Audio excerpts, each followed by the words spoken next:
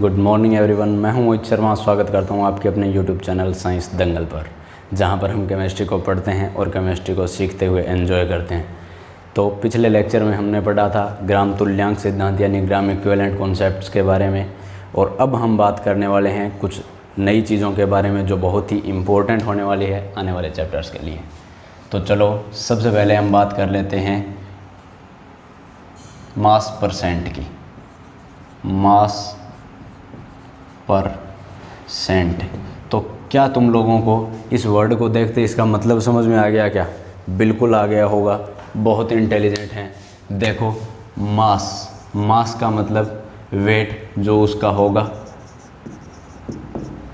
Physics के according देखें तो मास और वेट सेम चीज़ नहीं होती है, लेकिन यहाँ हम क्या ले रहे हैं कि मास होगा जो दी हुई चीज़ होगी अपने को, कि इतना वेट इसका दे रखा है वो चीज़।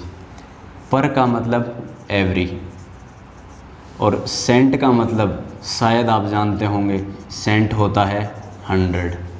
क्लियर है इतनी बात? तो देखो मान लो मैं क्या लेता हूँ, कोई सॉल्यूशन बनाऊँगा जिसमें मैंने क्या किया, ये सॉल्वेंट था। क्या था? सॉल्वेंट। सॉल्वेंट के अंदर हमने क्या डाल दिया? सॉल्यूट। तो सॉल्वेंट के अंदर सॉल्यूट डालकर क्या मैंने सॉल्यूशन बना दिया क्या? अब देखो मास परसेंट का मतलब क्या होगा कि वो हमें क्वेश्चन के अंदर क्या देगा? वेट दे देगा सॉल्यूट का। फिर हमें वो पूछेगा कि इसका मास परसेंट बताओ, यानी वो हमें ये पूछेगा कि चाहे मैंने तुम्हें कितना भी वेट दे दिया हो, कितने भी सॉल्वेंट के अंदर दे दिया हो, कितने भी सॉल्यूशन में मैंने सॉल्यूट की अमाउंट दे दी हो, लेकिन तुम तो मुझे ये बता दो कि 100 ग्राम, तुम मुझे ये बता दो कि 100 ग्राम सॉल्यूशन, ध्यान से सुनेंगे मैं बोल रहा हूँ सॉल्यूशन, 100 ग्राम सॉल्यूशन के अंदर जो वेट होगा यानी मास होगा सॉल्यूट का, वो कितना है, ये हमसे वो पूछेगा। क्लियर है इतनी बात? अब देखो पहले हम देख लेते हैं इसका फॉर्मूला। तो मास परसेंट का फॉर्मूला क्या होगा?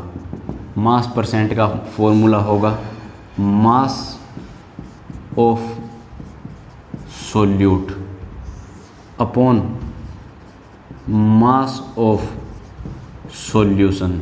ध्यान से देखेंगे इस बात को, नीचे ले रखा है हमने सॉल्यूशन इनटू 100। क्लियर है इतनी बात? अब देखो ये तो हमारे पास आ गया इसका फॉर्मूला। अब बात ये आती है कि सर इसका जो हमारे सेंस बनता है दिमाग में वो क्या बनता है? तो इसके अंदर होगा क्या कि वो हमें कोई सॉल्यूशन देगा। अब सॉल्यूशन बना किस चीज़ से? सॉल्यूट और सॉल्वेंट से। तो उसने हमें ये बोल दिया कि हाँ सर मैंने इतना सॉल्यूट इतने सॉल्वेंट के अंदर मिला दिया। क्लियर इतनी बात? फिर वो हमें बोलेगा कि सॉल्यूट का मास परसेंट बताओ, यानी मैंने चाहे तुम लोगों को कितना भी सॉल्यूट और कितना भी सॉल्वेंट दे दिया हो, जब सॉल्यूशन बनेगा तो तुम तो मुझे ये बताओ कि 100 ग्राम सॉल्यूशन जो होगा उसके अंदर जो सॉल्यूट है उसका मास कितना है वो बताओ। देख लो उसने हमें क्या दे दिया कि कोई ना कोई वेट दे दिया सॉल्वेंट का। क्लियर है? सॉल्वेंट के अंदर उसने ये बोल दिया कि मैंने इतना सॉल्यूट दे दिया, तो क्या वो सॉल्यूशन बन गया क्या? अब वो देखो क्या बोलता है कि कोई ना कोई वेट दे देगा, मास दे देगा हमें सॉल्यूशन का। तो देखो ये फॉर्मूला कैसे आया कि मास ऑफ सॉल्यूशन, इतने मास ऑफ सॉल्यूशन के अंदर कुछ न कुछ मास ऑफ सॉल्यूट होगा क्या? बिल्कुल होगा। तो वो हमें बोल देगा कि मास ऑफ, अगर मास ऑफ सॉल्यूशन 1 ग्राम हो तो mass of solute upon mass of solution आ जाएगा क्या? क्लियर इतनी बात? अब देखो कि ये इतने जो हमें वेट दे रखा होगा सॉल्यूशन का, ध्यान से देखेंगे सॉल्यूशन का ना कि सॉल्वेंट का। सॉल्यूशन के इतने मास के अंदर सॉल्यूट का इतना मास, 1 ग्राम के अंदर इतना मास, तो वो हमें पूछ क्या रहा है? पर 100 ग्राम के अंदर, तो एवरी 100 ग्राम में कितना होगा, मल्टीप्लाई में 100। यही फॉर्मूला आया कि नहीं आया? क्लियर इतनी बात। अब देखो ध्यान से, वो हमें क्या बोलेगा, क्वेश्चन एक हम देख लेते हैं। देखो क्वेश्चन में उसने बोल दिया कि 2 gram of sugar is added और dissolved in 18 gram of water. So mass percent of sugar क्या होगा, ये बता दो सर। तो क्या हम नहीं बता पाएंगे? क्या बिल्कुल बता पाएंगे, हम बहुत इंटेलिजेंट हैं। ध्यान से देखो, आंसर मैं किस तरीके से निकाल दूंगा। क्या पहले डायरेक्ट फॉर्मूले से निकाल के देखें? फॉर्मूले से क्या आएगा, मास परसेंट आएगा।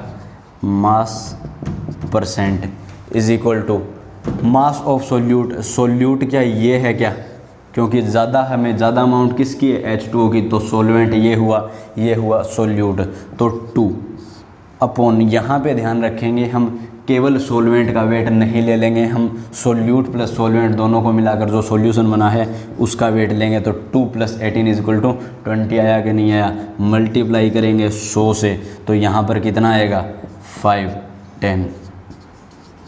क्लियर है इतनी बात? ये तो आया हमारे फॉर्मूले से। अब देखो जो बात मैं समझाना चाहता था, जो सेंस हमारे दिमाग में बनना चाहिए, वो क्या होगा। उसने हमें कुछ ना कुछ वेट दे दिया सॉल्वेंट का। इतने सॉल्वेंट के अंदर उसने बोल दिया कि मैंने 2 ग्राम शुगर मिला रखी है। तुम तो मुझे ये बताओ कि 100 ग्राम के अंदर कितना होगा, यानी 100 ग्राम सॉल्यूशन जब होगा तो उसके अंदर कितना सॉल्यूट आएगा, वो बताओ, जिसको मैं बोल दूंगा मास परसेंट ऑफ सोल्यूट। देखो सेकंड मेथड क्या होगा, उसने बोल दिया कि 18 ग्राम H2O के अंदर 2 ग्राम शुगर है, यानी 20 ग्राम सॉल्यूशन के अंदर क्या 2 ग्राम शुगर है। 1 ग्राम के अंदर देखूंगा तो 2/20, और अगर मैं 100 ग्राम के अंदर देखूंगा तो क्या 2/20 इंटू 100 आया क्या, इज इक्वल टू सेम बात 10 ग्राम। क्लियर है इतनी बात? इसका मतलब क्या हुआ कि जब 20 ग्राम सॉल्यूशन के अंदर 2 ग्राम है, तो ये जब 5 गुना कर दिया यानी 100 ग्राम कर दिया, तो ये भी 5 गुना होएगा कि नहीं होएगा उसके अंदर, तो उसमें कितना होएगा, 10 ग्राम। क्लियर है इतनी बात? ध्यान रखेंगे कि इसमें क्या कन्फ्यूज़न होता है, क्या कन्फ्यूज़न हो सकता है कि वो हमें यहाँ पर ये नहीं बोल रहा है कि सॉल्यूशन को मैं डाइल्यूट कर रहा हूँ, मैं केवल 18 ग्राम H2O जो था उसमें और H2O ऐड करता जा रहा हूँ। अगर वो सिर्फ H2O ऐड करता तो उस कंडीशन में क्या होता कि ये जो अमाउंट है 2 ग्राम अमाउंट है शुगर की, अगर वो सिर्फ H2O ऐड करता तो क्या होता, 98 ग्राम तो H2O होता। लेकिन यहाँ पर हम ध्यान ये रखेंगे कि जो कंसंट्रेशन है सॉल्यूशन की, यानी हर 18 ग्राम के H2O के अंदर 2 ग्राम तो शुगर होगी, यानी हर 20 ग्राम सॉल्यूशन के अंदर 2 ग्राम शुगर होगी, तो 100 ग्राम सॉल्यूशन जो होगा उसके अंदर 10 ग्राम शुगर होगी कि नहीं होगी। बिल्कुल उम्मीद करता हूँ आपको समझ में आ गई होंगी। चलो अब हम बात कर लेते हैं मोल फ्रैक्शन की या मोल प्रभाज की। अब हम बात करने जा रहे हैं मोल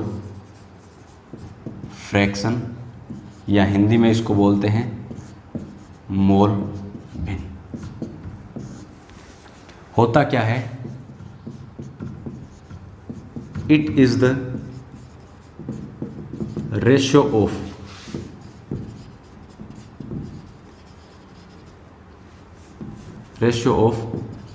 number of moles of a particular component। अब मतलब देखो कि ये एक रेशियो यानी अनुपात है, नंबर ऑफ मोल्स का कोई भी एक पर्टिकुलर कंपोनेंट हमें देगा। जैसे इसमें हम क्या ले सकते हैं कि या तो हमें वो सोल्यूट का पूछेगा या फिर सॉल्वेंट का। To the total number of moles, total number of moles in the solution. देखो हिंदी में देखते हैं कि ये एक पर्टिकुलर कंपोनेंट या सोल्यूट या सॉल्वेंट के नंबर ऑफ मोल्स का अनुपात होगा किसके साथ, जो सॉल्यूशन है उसमें टोटल नंबर ऑफ मोल्स हैं, यानी सोल्यूट और सॉल्वेंट दोनों के टोटल नंबर ऑफ मोल्स होंगे उसके।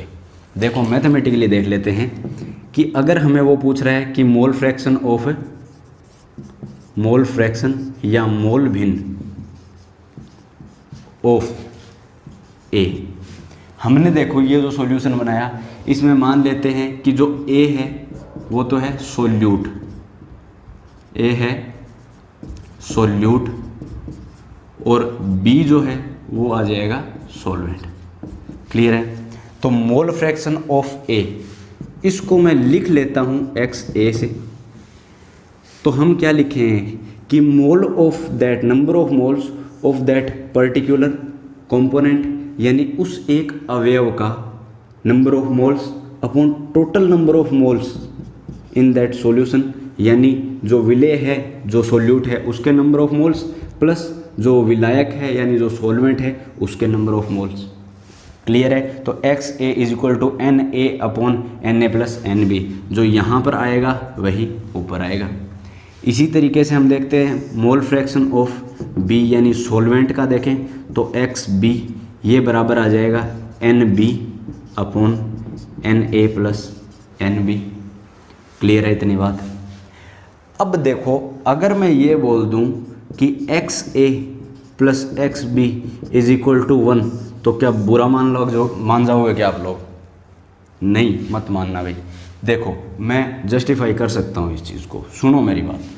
पहले हम मैथमेटिकली देख लेते हैं कि हमने क्या बोला कि X A plus X B, जोड़ दो भाई इनको, N A upon N A plus N B plus में N B upon N A plus N B, दोनों को जोड़ूंगा तो क्या आएगा N A plus N B upon N A plus N B is equal to 1। ठीक है, ठीक है सर आप सही बोल रहे हैं, X A plus X B is equal to 1 हो गया, पर मतलब क्या है इस 1 का वो भी बता दो।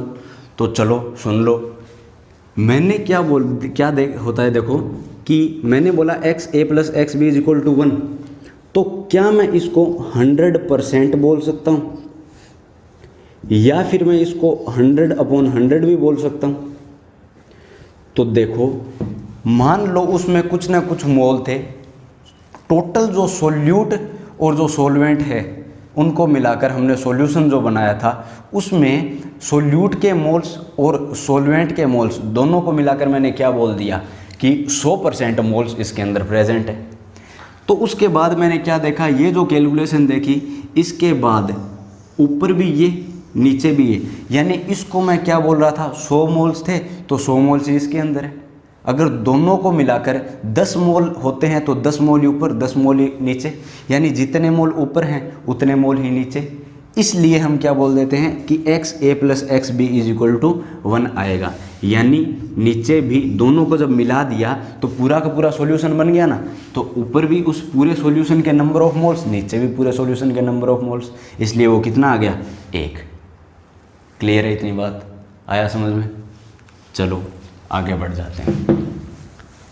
अब हम एक बात करने वाले हैं जो होगी मोलैरिटी की, जो सॉल्यूशन चैप्टर के अंदर या किसी भी सॉल्यूशन की कंसंट्रेशन जब हम निकालते हैं तो सबसे इम्पोर्टेंट और सबसे ज़्यादा वाइडली यूज़ होने वाली टर्म जो है वो है मोलैरिटी यानी मोलरता। अब हम बात करने जा रहे हैं मोलैरिटी, या हिंदी में इसको बोला जाता है मोलरता। देख लेते हैं होता क्या है कि 1 लीटर विलियन में उपस्थित, ध्यान से सुनेंगे, इसकी डेफिनेशन लिख देता हूं मैं, मोस्ट इम्पॉर्टेंट टॉपिक है, बहुत जगह काम में आता है। याद रखेंगे इसको। देखो इसको शो करेंगे कैपिटल M से। डेफिनेशन या परिभाषा इसकी क्या होती है कि किसी भी सॉल्यूशन या विलयन के 1 लीटर में उपस्थित विलय के मोलों की संख्या, विलय या सॉल्यूट जो है विलय के मोलों की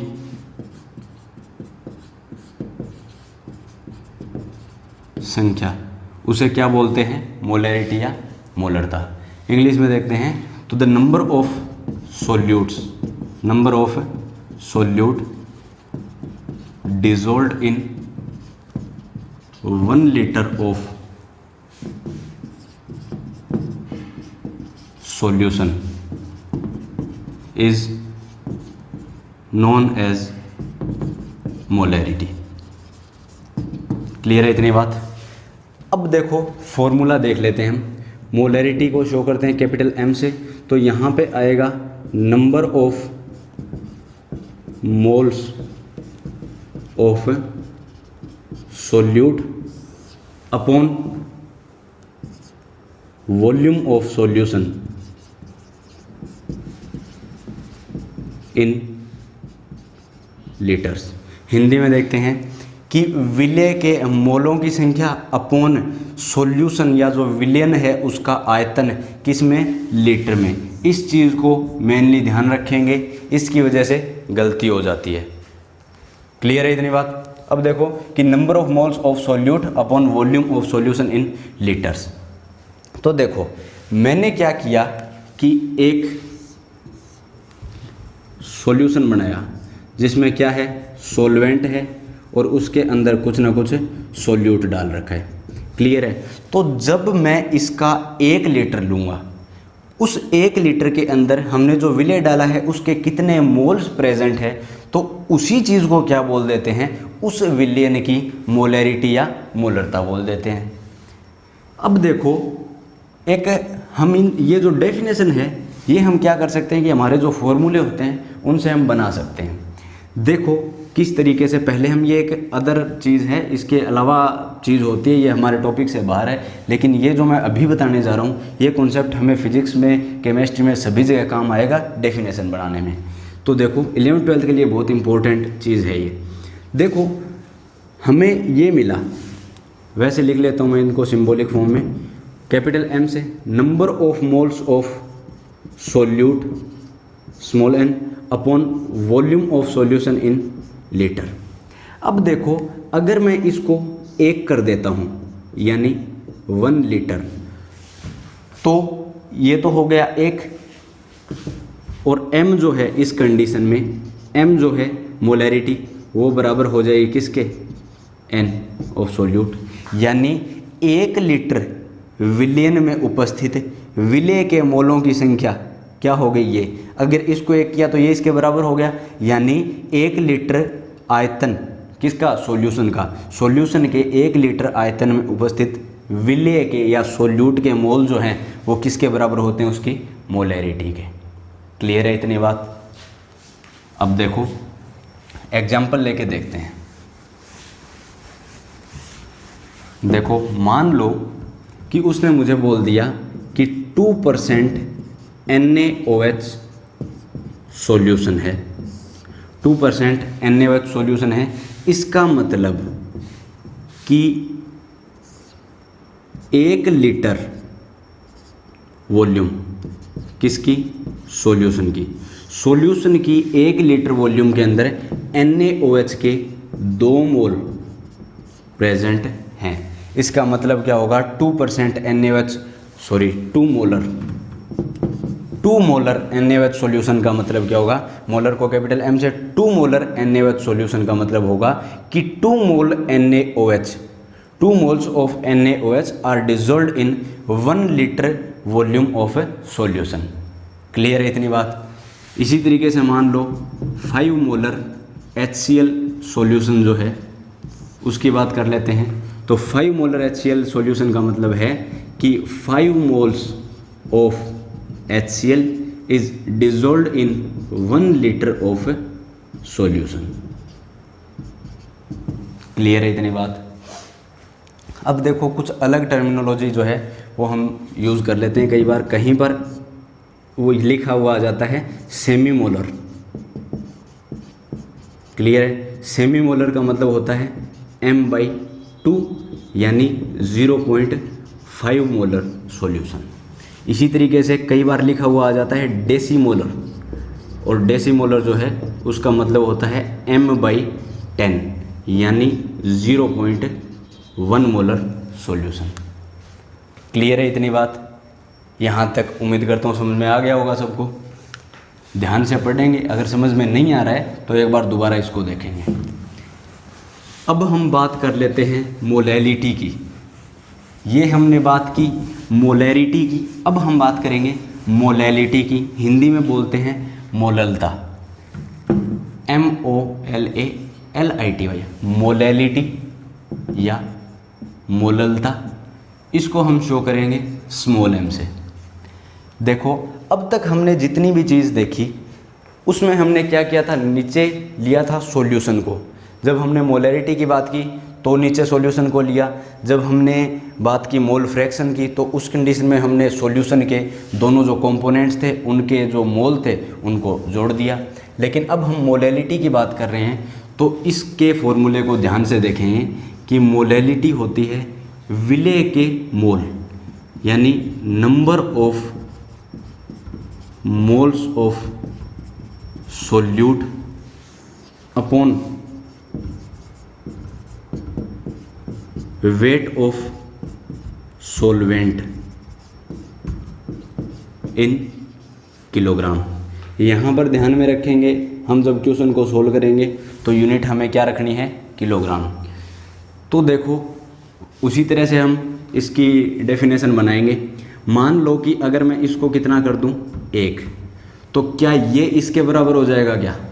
तो क्या मैं इसको ये बोल दूं कि सोलवेंट के 1 किलोग्राम में, किसके, सोलवेंट के, या जो विलायक है 1 किलोग्राम विलायक में उपस्थित विलेय के जो मोल्स हैं उनकी संख्या को क्या बोल देते हैं, मोललता। Number of moles of solute dissolved in 1 kilogram, याद रखेंगे, किलोग्राम ऑफ सोलवेंट, ये भी याद रखेंगे। इसको क्या बोल देते हैं हम, मोललता। क्लियर है इतनी बात। तो अब हम मोललता और मोलरता दोनों के फॉर्मूले एक साथ देख लेते हैं। देखो एक तरफ करेंगे मोलैरिटी की बात और एक तरफ कर लेंगे मोलैलिटी की बात। सबसे पहले मोलरता देखते हैं। तो मोलरता के लिए हमने क्या देखा था कि number of moles of solute, यानी विलेय के मोल अपॉन विलयन का आयतन, वॉल्यूम ऑफ सॉल्यूशन। क्लियर है। अब देखो कि जो सोल्यूट है उसके मोल को हम कैसे लिख सकते हैं कि given weight of solute upon molar mass of solute into volume, किस में लेंगे, लीटर्स में, और वॉल्यूम होगा किसका, विलियन का या सॉल्यूशन का।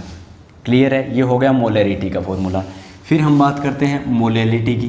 तो मोलैलिटी में हम क्या देखते हैं, number of moles of solute, यानी जो विलेय है उसके मोल अपॉन वेट आता है किसका, सोलवेंट का, weight of solvent in kilogram, यानी molality is equal to number of moles of solute upon weight of solvent in kilogram.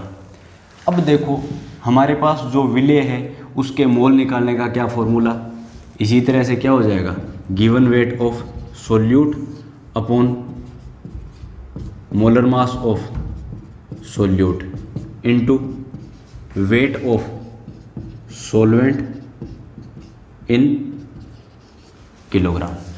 Clear है। सिर्फ दोनों के अंदर इतना सा फ़र्क आता है कि इसके अंदर वॉल्यूम होगा सॉल्यूशन का और इसके अंदर वेट होगा सॉल्वेंट का।